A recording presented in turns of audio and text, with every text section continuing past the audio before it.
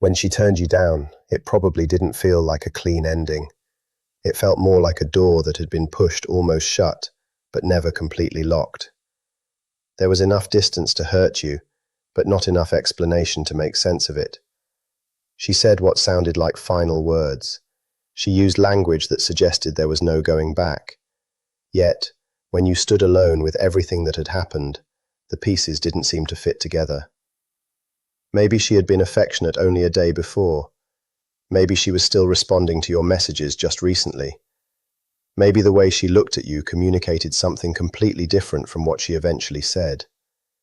And now you're the one going through every conversation in your head, trying to locate the exact moment everything changed, wondering whether you overlooked something or misunderstood what was happening between you. But here's the part that rarely gets explained. When someone with avoidant tendencies pulls away from a person they care about, the rejection isn't necessarily a statement that you were wrong for them. Sometimes, it reflects the moment when emotional closeness began feeling overwhelming, and distance became the quickest way their nervous system knew to regain a sense of control. That means what she communicates verbally and what she may emotionally experience underneath can be two very different things. Stay with me, because once you understand what can happen on the other side of that silence, the entire situation can begin to look different. The first thing you need to understand is that avoidant attachment in women doesn't always resemble the stereotype many men have been taught to recognize. Attachment research developed through decades of work, beginning with early attachment theories and observations of how children respond to separation and reunion, and later expanding into adult attachment models. Researchers including Mary Ainsworth, John Bowlby, Kim Bartholomew, and Philip Shaver helped shape the framework we use to understand different attachment patterns today. Avoidant attachment can occur in both men and women, but the way it appears can vary from person to person. An avoidant man may be easier to identify because he might become noticeably distant, bury himself in work, communicate less, or openly resist emotional conversations. The withdrawal can seem obvious. An avoidant woman, however, may be much harder to understand because she can initially appear incredibly emotionally engaged.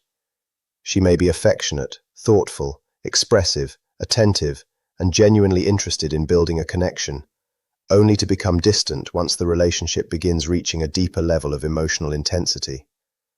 That sudden change can be extremely confusing because the warmth was real before the withdrawal happened. So when she suddenly becomes colder, more formal, or difficult to reach, you may naturally assume that you must have done something seriously wrong. You start searching for the mistake. You wonder whether you said too much, moved too quickly, asked for too much, or somehow destroyed something that had been working. But sometimes, the dynamic is more complicated than that. The relationship may have crossed an internal threshold, where closeness began activating discomfort she didn't fully know how to manage. From that point forward, her behavior may be less about punishing you and more about reducing the emotional intensity she is experiencing. Understanding that distinction matters because if you interpret every withdrawal as a judgment about your worth, you may respond by trying even harder to prove yourself. And ironically, that can create even more pressure and make the other person pull farther away. The moment she ended things, she may actually have felt calmer than you did. That doesn't automatically mean she stopped caring. It can mean that creating distance gave her nervous system the relief it had been seeking. Attachment researchers have discussed deactivating strategies, which are ways some people manage uncomfortable attachment needs by suppressing them, minimizing them, or creating emotional distance. When closeness starts feeling too intense, an avoidantly attached person may not immediately think, "I need to talk through these feelings." Their instinct may instead be, "I need some space from this." Once the distance is created, the immediate emotional pressure can decrease. That relief can feel surprisingly convincing. It can even resemble certainty. That's why she may have sounded completely composed while you were struggling to understand what had happened. She may have seemed unusually calm when she said goodbye because, in that particular moment, creating separation had reduced the internal tension she was experiencing. But here's the part that often gets overlooked. Relief and emotional resolution are not necessarily the same thing. Feeling better after creating distance does not automatically mean that every attachment feeling has disappeared. The nervous system can settle before the deeper emotions have been fully processed. In the first several days, and sometimes even the first few weeks, the sense of freedom may dominate her attention. She has more space. Her routine feels like her own again. There may even be a temporary sense of lightness because the emotional pressure has been removed. But that initial relief doesn't necessarily last forever. As life becomes ordinary again, the emotions that were pushed aside can become easier to notice. They don't always arrive dramatically. Sometimes they appear quietly, during an ordinary afternoon, while driving, listening to a familiar song, seeing something that reminds her of you, or simply sitting alone when there is nothing else competing for her attention. This is why you sometimes hear people describe the same confusing pattern. She seemed completely certain at the beginning, and then later her behavior became less certain. Both experiences can be genuine. Her initial certainty may have reflected the relief of creating distance, while the later uncertainty may reflect emotions that became easier to feel once the immediate pressure was gone. This is also where many men make another mistake. They assume that being rejected automatically means the other person wants them completely removed from their life. So they begin rewriting the entire relationship in their mind. Every affectionate moment becomes something they imagined. Every kind gesture becomes fake. Every mixed signal becomes proof of manipulation. But human emotions are rarely that simple. Someone can genuinely need distance while still having affection, memories, curiosity, or unresolved feelings. Those things can exist at the same time. What a person with avoidant tendencies may need after ending a relationship is not necessarily for you to disappear forever. More often, the immediate need may simply be for the pressure to stop. There is a major difference between disappearing completely and giving someone room to breathe. She may be more comfortable knowing that you are living your life without constantly trying to pull her back into an emotional conversation. She may respond better to warmth that doesn't demand anything from her. She may need to know that you heard what she said without repeatedly asking her to justify it, reverse it, or explain every emotion behind it. Because when someone feels pressured to defend a decision, they may become even more committed to that decision simply because they don't want to feel cornered. The more pressure they experience, the more firmly they may hold their position. Space, on the other hand, can allow emotions to become clearer without the immediate demand to act on them. This doesn't mean you should create distance as a manipulation technique or disappear simply to make someone chase you. That is still organizing your life around getting a reaction from them. The healthier point is different. Respect the boundary that was communicated while continuing to live your own life. You can remain a warm, grounded, independent person without standing outside her door emotionally waiting for her to return. And that may be the part that feels most difficult. The version of you that can exist peacefully without pursuing her is often the version she is most capable of remembering without feeling pressured. Present enough that the connection isn't erased from memory, but distant enough that she doesn't feel chased. Warm enough that the relationship doesn't become associated entirely with conflict, but independent enough that your entire identity doesn't depend on whether she comes back. That is the balance that changes the dynamic, not because it guarantees a particular outcome, but because it removes the pressure and allows both people to see the situation more clearly. This isn't necessarily coldness or some carefully designed plan. It can be the natural response of an attachment system that learned long ago that depending on someone could be dangerous, and that being deeply wanted might eventually become a source of pressure. Her deepest wish isn't that you hurt or disappear forever. It may simply be that you remain someone she could potentially approach again without immediately being pulled into an emotional explanation she isn't ready to give. But this is where an important distinction matters. Understanding that possibility does not mean putting your own life on hold for her. You should never become the person standing in the background, waiting indefinitely for someone else to change their mind. The value of understanding avoidant behavior is not that it gives you a reason to wait. It's that it can help you interpret what happened without automatically turning her withdrawal into a statement about your worth. She may not have stopped caring. She may have reached a point where she couldn't comfortably carry the emotional intensity anymore. And when someone wants the pressure to disappear, What does the rejected person often do? He increases it. He sends the huge message explaining everything he finally understands. He appears with flowers hoping to change her mind. He asks mutual friends what she has said. He uploads something online that is supposedly casual, but is clearly meant to catch her attention. He writes the letter he believes will finally make everything clear. He asks for one last conversation, then another explanation, then just one more opportunity to fix what happened.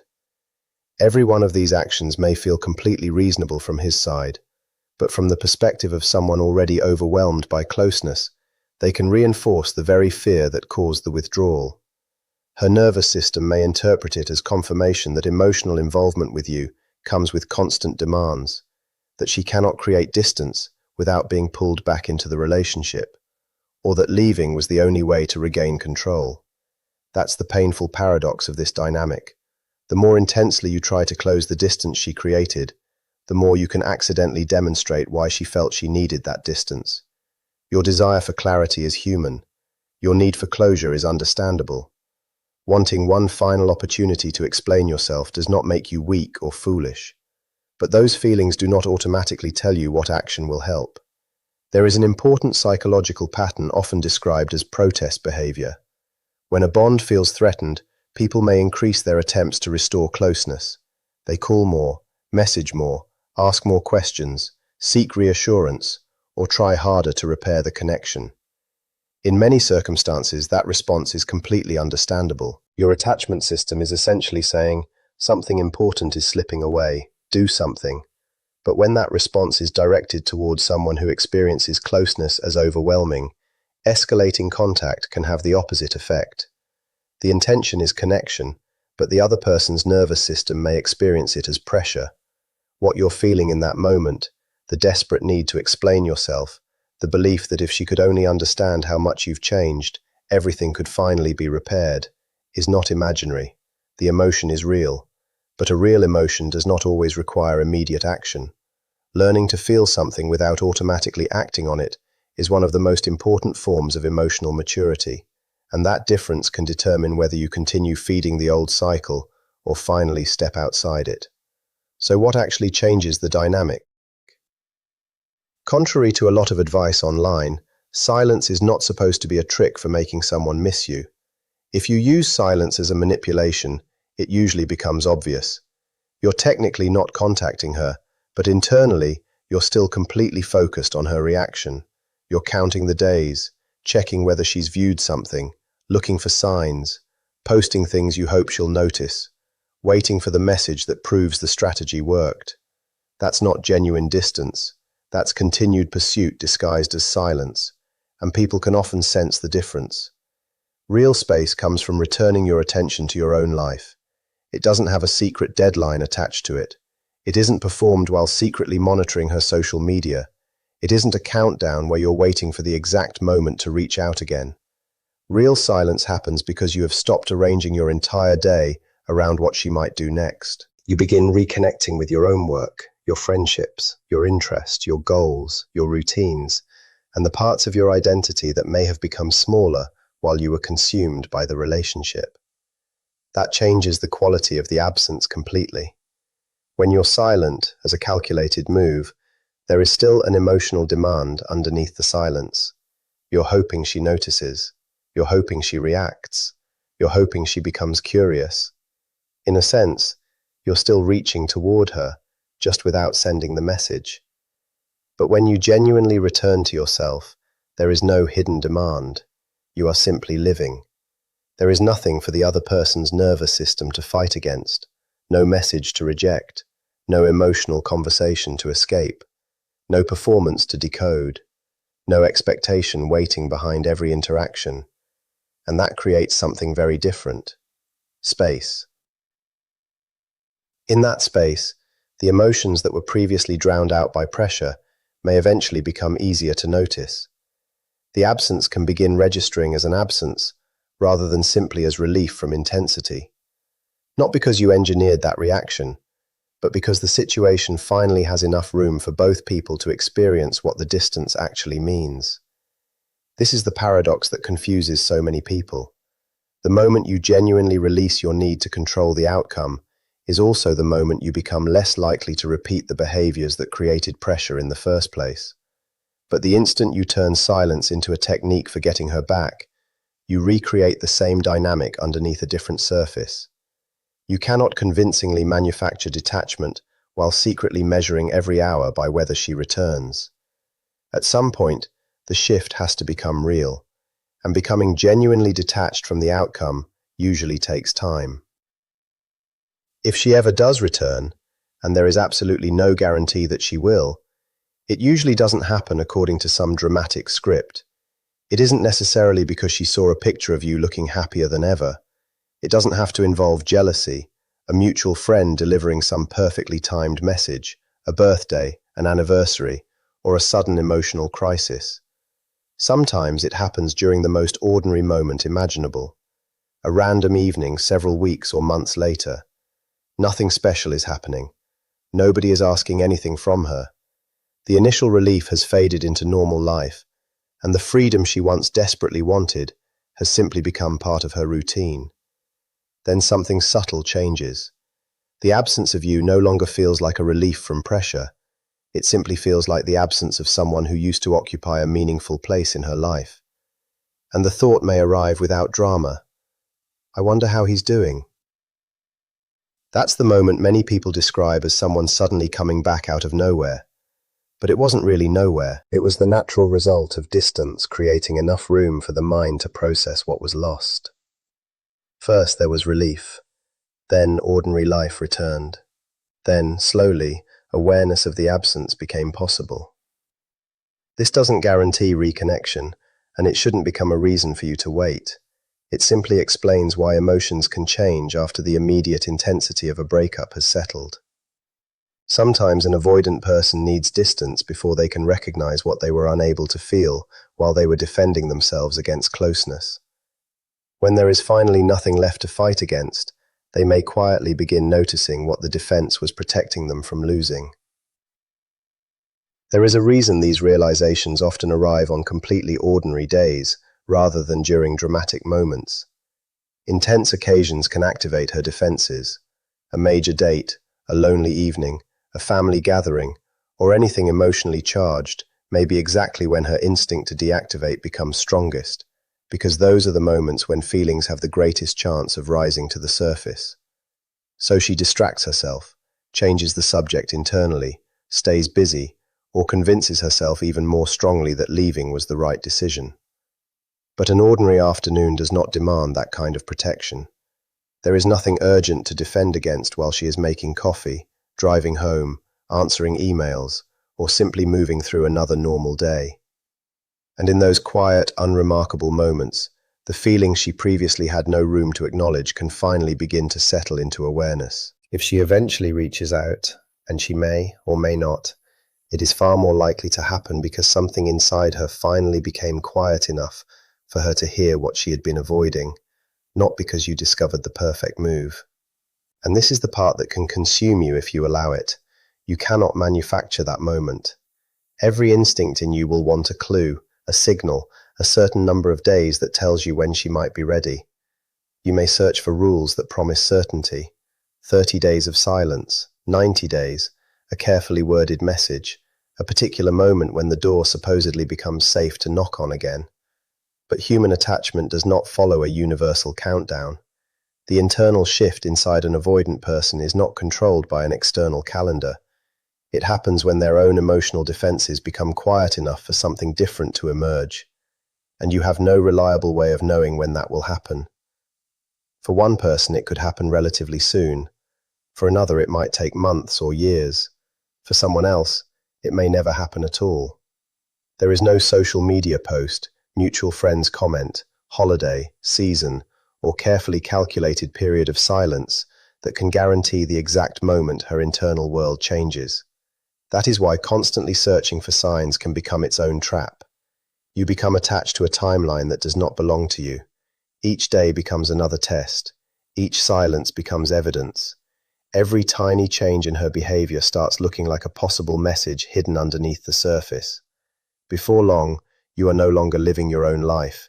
You are monitoring someone else's emotional clock, waiting for a story that may never unfold the way you imagined. And this is where people can lose far more than a few weeks. They can lose years, waiting for an outcome that was never completely within their control. The only sustainable position is one where your peace does not depend on her eventually appearing again. Whatever she chooses to do, your life still has direction. That does not require you to pretend that you never cared. It simply means you refuse to make an invisible timeline the center of your existence. Everything we've discussed describes patterns that can happen, but patterns are not promises. Any honest conversation about avoidant attachment has to leave room for the possibility that she never returns. Some avoidant women eventually reach a point where they contact someone from their past. Others experience the feelings but never act on them, because taking action toward intimacy can feel even more threatening than quietly carrying the emotion. Some genuinely move forward. Some build new relationships and never look back. Others may remember someone years later with feelings they never share with anyone. And some people simply leave a relationship behind as another chapter of their lives. You cannot know in advance which path she will take.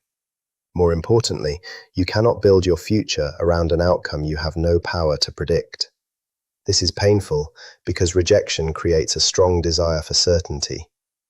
Part of you wants a formula. Do this, wait this long, say these words, then she'll come back. That belief can feel comforting because it turns uncertainty into something that appears manageable. But it can also keep you suspended in place, and a life spent waiting is still a life being postponed. The healthiest position you can reach, and strangely enough, the position that gives any future reconnection the most room to happen naturally, is genuine acceptance that she may never come back. Not as some clever psychological trick, not as reverse psychology, not because you secretly expect acceptance to make her chase you. Simply because it is one of the possibilities you have to be willing to face. Something changes when a man truly reaches that point.